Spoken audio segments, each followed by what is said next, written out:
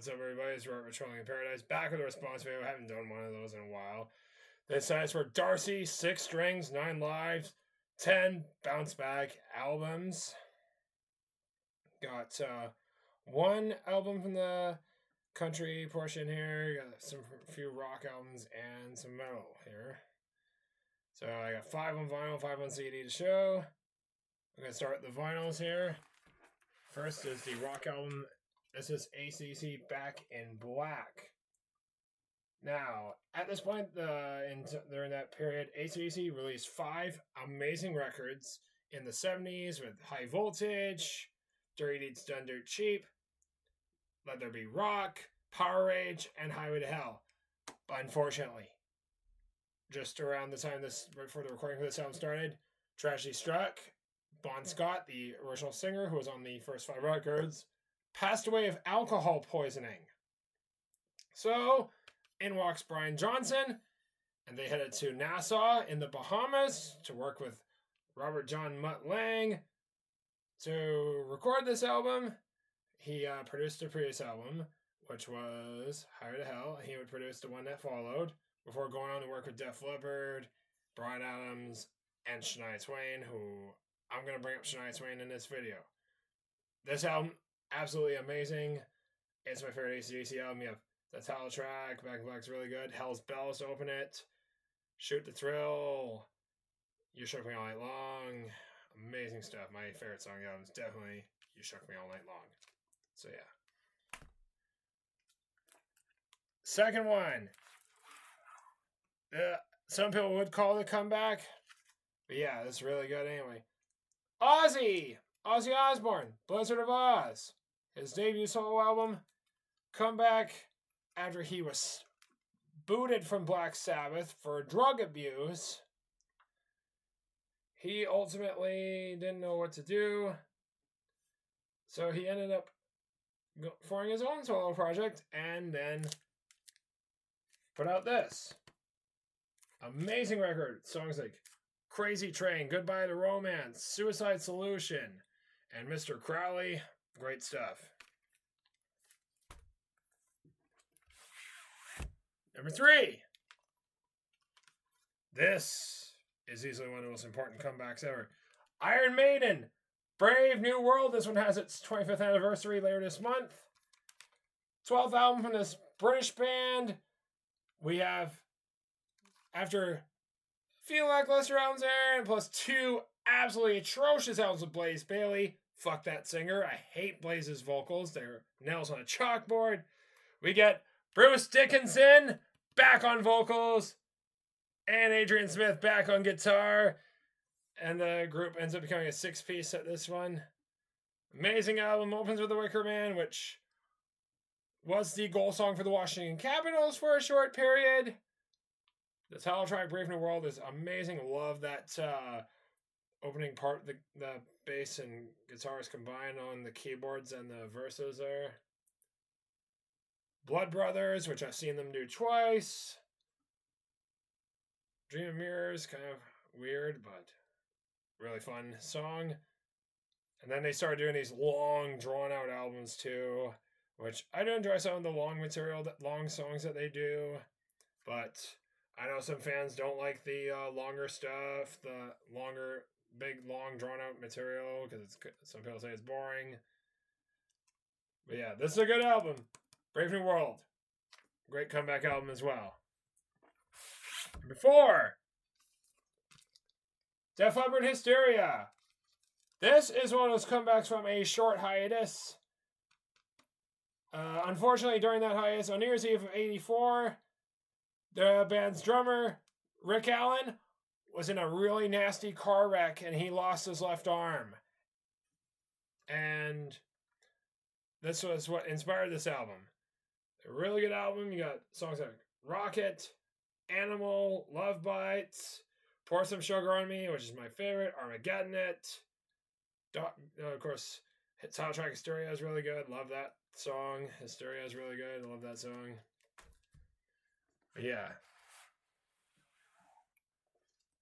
Number 5, the darkest album I have on this list. This is Avenged Sevenfold with Nightmare.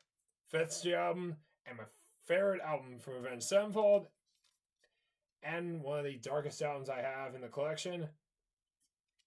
This was mainly inspired by the Rev, as he passed away right before the recording of this album began. The band's drummer, the Rev, died of a drug overdose. This is what inspired the album. You have songs like Nightmare, Buried Alive, So Far Away, God Hates Us, Fiction, as well as Save Me. Victim's amazing with the bell at the beginning. I think it's a really cool opening part. Yeah, this looks really, this album art is really cool. The Rev, all big there in honor of the Rev, written on the tombstone. Onto the CDs. A classic band, which I got this really cool. Styx, Crash of the Crown. This band, obviously, they put out a few duds during the 2017.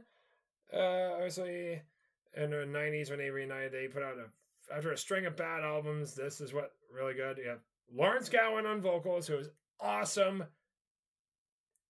You got Fight of Our Lives, the title track Crash of the Crown is really good, and Reverie is also good, as well as Sound the Alarm and Lost at Sea. Those are really good. Number 7, Gwar, The Blood of Gods. 14th record from this band out of Virginia. This is one of those comebacks from a tragedy. Unfortunately, in 2014, just 6 months after the release of Battle Maximus, Dave Brockie, who was the vocalist throughout the entire run, passed away of a heroin overdose. And by the way, Brockie was obviously known as Odorous Urungus. He was on the first 13 records. So in walks Michael Bishop to portray Blothar the Berserker. He's been the vocalist ever since. And this is the first album with Blothar, which I think is a really good album. Great comeback from a tragedy. Songs like El Presidente, Viking Death Machine, I'll Be Your Monster, Sordid Soliloquist, Cyborg Destructo, Fuck This Place, and the awesome cover If You Want Blood You Got from AC/DC is amazing. Number 8, Shania Twain with her 5th album, Now.